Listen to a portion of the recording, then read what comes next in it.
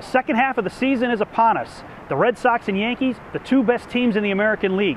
What do they need for the second half stretch run?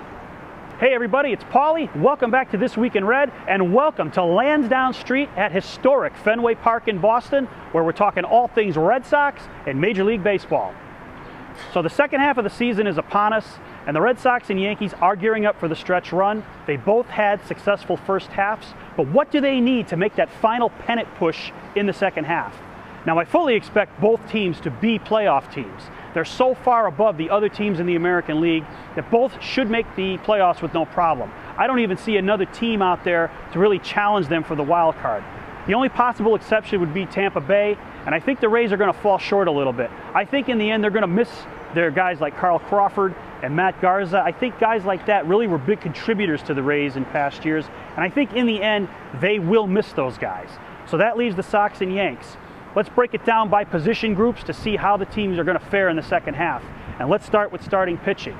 It's been the surprise and strong suit of the Yankees in the first half. CC Sabathia has been his usual self, but they've gotten contributions from Ivan Nova, Freddie Garcia, and Bartolo Colon. All three have done an outstanding job and have kept the Yankees either close to first place or in first place most of the season.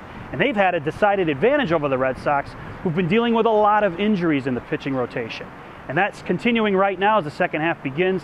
They have to get John Lester and Clay Buchholz off the DL and straightened out if they're to have any chance of making the playoffs. That could be the only thing that would derail one of these two teams, is if Lester and Buchholz are out for an extended period and the Sox are not able to survive that.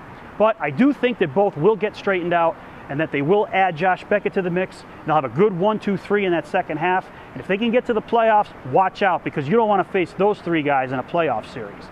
As far as the hitting, it's been outstanding for both teams. Adrian Gonzalez of the Red Sox is having an MVP season. Mark Teixeira likewise for the Yankees with a lot of home runs. I don't think Gonzalez will win the Triple Crown because I think he may fall short in the home run department, but these lineups are both packed and they're going to score a lot of runs in the second half, and it's going to be very difficult for teams to win these games. Even if they're down 6-3 late in a game, you know both of these lineups are capable of coming back. And that leads us finally to the bullpen discussion. And both bullpens have been very strong this year. You know, Jonathan Papelbon's returned to form for the Red Sox, and Daniel Bard's been his usual outstanding self as a setup man. And for the Yankees, Mariano's Mariano. Now, he's had some issues around the All-Star break with some forearm tenderness, but the Yankees fully expect that to get straightened out, and he should be healthy for the second half, and so they should be strong in that area.